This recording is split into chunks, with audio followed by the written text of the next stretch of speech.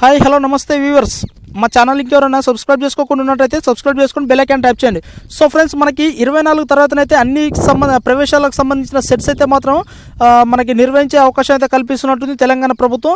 So అదేవిధంగా మనకి ఈ నెల 10న అయితే సుప్రీంకోర్టులో విచారణ జరగవలసి ఉంది.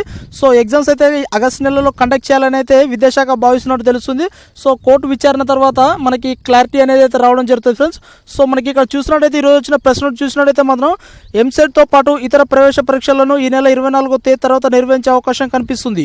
ప్రవేశ పరీక్షలన్నింటినీ జరిపేందుకు ప్రణాళిక సిద్ధం చేయాలని గురువారం సీఎం కేసీఆర్ అధ్యక్షతన జరిగిన మంత్రి మండలి సమావేశంలో అధికారులను ఆదేశించిన సంగతి తెలిసిందే. ఈ నేపథ్యంతో ఉన్నత విద్యా మండలి చైర్మన్ ఆచార్య పాపిరెడ్డి ప్రవేశ పరీక్ష నిర్వహణపై గురువారం విచారణ మంత్రి సబితాతో సమావేశాలు జరిపారు. శనివారం ఉన్నత విద్యా శాఖ ప్రత్యేక కార్యదర్శి చిత్ర రామచంద్రన్, కళాశాల విద్య నవీన్ మిత్తల్, ఆయన విశ్వవిద్యాలయ ఉపాకులతో సమావేశమై ప్రవేశ పరీక్షల షెడ్యూల్ ఖరారు చేయాలని నిర్ణయించినట్లు తెలుస్తుంది. ఈ షెడ్యూల్ ఖరారయ్యాక సోమవారం కోర్టులో విచారణ రివ్యూ పిటిషన్ దాఖలు చేసి ప్రవేశ పరీక్ష నిర్వహణకు ప్రభుత్వం సిద్ధంగా ఉందన్న విషయాన్ని తెలియజేయాలని, అందుకు అనుమతి ఇవ్వాలని కోర్టు ప్రతిపాదించినట్లు తెలుస్తుంది. హైకోర్టు ప్రవేశ పరీక్షల నిర్వహణకు పచ్చజెండా ఊపితే ఈ నెల 24 నుంచి వరుసగా 10 రోజుల పాటు అన్ని ప్రవేశ పరీక్షలు నిర్వహించాలని ఉన్నత విద్యా మండలి భావిస్తుంది. Karnataka common entrance test cassette నిర్వహణకు అక్కడ హైకోర్టు అనుమతి ఇవ్వడంతో రాష్ట్రంలో ప్రవేశ పరీక్షలకు హైకోర్టు అడ్డు పడకపోవచ్చని అధికారులు భావిస్తున్నారు.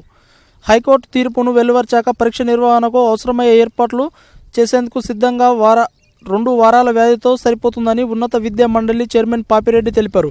సోమవారం పిటిషన్ దాఖలు చేస్తూ 2-3 రోజులలో ఈ పిటిషన్ విచారణ జరిపి తుది తీర్పును వెలువడే అవకాశం ఉందని అధికారులు భావిస్తున్నారు. ఒకవేళ హైకోర్టు పరీక్ష నిర్వహణకు అనుమతి ఇవ్వకపోని పక్షంలో సెప్టెంబర్ నెలలో వీటిని నిర్వహించేందుకు చర్యలు తీసుకోవాల్సి ఉందని పాపిరెడ్డి చెప్పారు.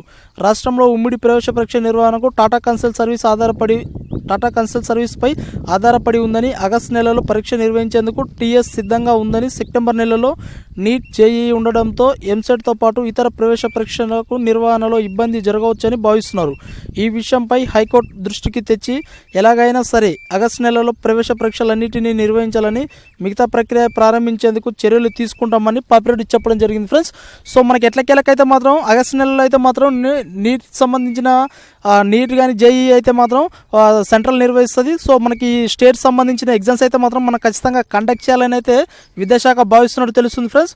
సో ఎట్లాకైనా మీరు అయితే సిద్ధంగా ఉండండి. వీళ్ళు ఏ టైంలో అయినా కోర్టు నుంచి వాళ్ళు ఇచ్చిన దాఖలు చేసిన పిటిషన్ ప్రకారం వీళ్ళకి వచ్చిన ఇన్ఫర్మేషన్ బట్టి అయితే ఏ టైంలో అయినా ఎగ్జామ్స్ కండక్ట్ చేయొచ్చు అని అయితే వీళ్ళు భావిస్తున్నారు.